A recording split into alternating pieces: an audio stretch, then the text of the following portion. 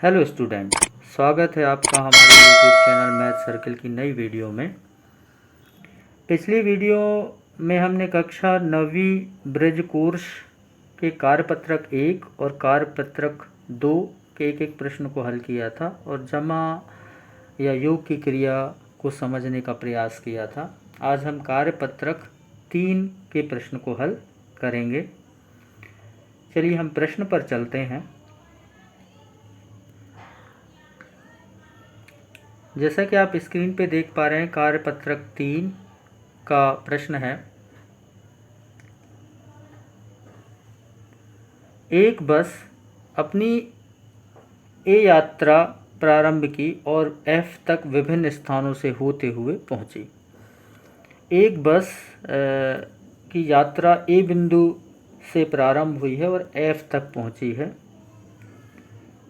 इस यात्रा को नीचे दर्शाया गया है, तो वो यात्रा आपको चित्र के माध्यम से समक्ष है। इसमें ए बिंदु से हमारी यात्रा जो है वो प्रारंभ हुई है, तो बी पर, फिर सी, फिर डी, फिर ई और फिर एफ। इस तरह ये पूरी यात्रा संपन्न हुई। इसके अंतर्गत जो प्रश्न है वो प्रश्न मैं आपके समक्ष रख रहा हूँ। पहला जो प्रश्न है इसके अंतर्गत वो है,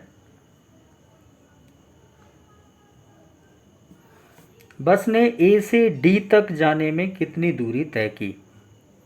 तो बस ए बिंदु से डी तक पहुंचने में दो बिंदुओं को पार उसने किया। पहले वो ए से बी तक गई, फिर बी से सी और सी से डी। तो इनके बीच की जो दूरियां हैं, इन दूरियों का हमें योग करना पड़ेगा। योग करने के बाद हम बता पाएंगे कि ए से डी तक में उसने कितनी दूरी तय की होगी। तो हम पहले ए से बी की दूरी को लिख लेते हैं। तो ए से बी तक की दूरी है 4170 किलोमीटर। फिर बी से सी तक की दूरी 3410 किलोमीटर। फिर सी से डी तक की दूरी 2010 किलोमीटर। इन सारी दूरियों का हम योग करेंगे तो हमें ए से डी तक की दूरी हमें प्राप्त हो जाएगी। तो ए से डी तक की दूरी, तीनों दूरियों को जोड़ने के लिए हमें इकाई, दहाई, सैकड़े और हज़ार के स्थानों को अलग अलग जोड़ना है। तो पहले हम इकाई से शुरुआत करेंगे। तो इकाई में तीनों अंक में शून्य है, अतः इनका योग हमें शून्य प्राप्त होता है। फिर 7 दहाई का अंक लेते हैं, 7 1 और 1, 7 और 1 8 और 1 9, अतः हमें 9 प्राप्त होगा। अब हम सैकड़े के स्थान पर चलते हैं। तो सैकड़े के स्थान पर 1 एवं 4 और 0 है, तो 4 और 1 5, अतः इनका योग 5 हो जाएगा। फिर हम हज़ार के स्थान पर चलते हैं। तो हज़ार के स्थान पे पहली संख्या में 4, दूसरे में 3 और तीसरी संख्या में 2 है, तो 4 और 3 7 और 2 9, अतः हमें 9590 किलोमीटर ए से डी तक जाने की दूरी हमें प्राप्त होगी। तो हमारा ए से डी तक की दूरी 9590 किलोमीटर, ये हमारा उत्तर होगा।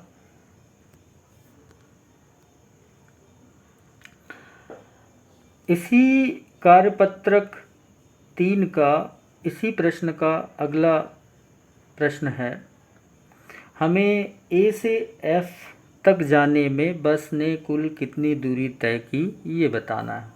तो पुनः हम चित्र को एक बार देख लेते हैं। तो ए से एफ तक की दूरी हमें बतानी है। तो ए से बी तक जाना होगा, बी से सी तक, फिर डी तक, फिर ई तक और फिर एफ तक। पूरा एक चक्कर हमें लगाना होगा।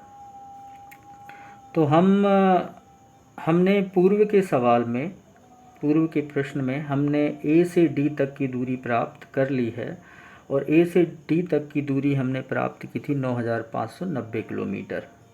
अब हम डी से ई की दूरी और ई से एफ की दूरी, तो डी से ई की दूरी है 8140 और ई से एफ की दूरी है 4830।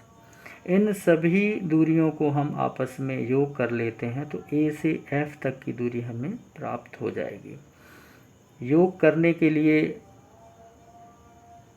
हम इकाई के अंक से शुरुआत करेंगे। तो इकाई के अंक में तीनों अंकों में शून्य है, तो अतः शून्य हमें प्राप्त होगा। दहाई के अंक में 9, 4 व 3 है, तो 9 और 4 13 और 3 16, 16 दो अंकों का हो जाता है। 6 है तो 6 हम उत्तर में लिखते हैं और 1 का हम कैरी करते हैं या हासिल में ले जाते हैं सैकड़े के स्थान पर। सैकड़े की संख्याओं का अब हम योग करेंगे तो 1 और 5 6 और 1 7 और 8 15, 15 का 5 और फिर वही एक जो अंक है वो कैरी हो जाएगा, वो आगे हासिल में चला जाएगा। तो 9 और 1 10, 10 और 8 18 और 4 22।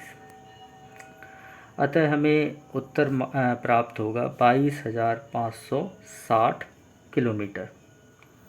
तो ए से एफ तक की जो कुल दूरी है, पूरा एक चक्कर जो है A B C D E F यानी ए से एफ तक की, वो है 22,560 किलोमीटर। ये हमारा उत्तर होगा। इसी कार्यपत्रक के अंतर्गत इसी प्रश्न का अगला प्रश्न है, वो है इस यात्रा में बस द्वारा तय की गई कुल दूरी बताएं। तो हम चित्र के अनुरूप देख पा रहे हैं कि ए से बी, फिर सी, फिर डी, फिर ई और फिर एफ, यानी पूरा एक चक्कर हमें लगाना होगा, अर्थात ए से लेकर एफ तक हमें चलना होगा।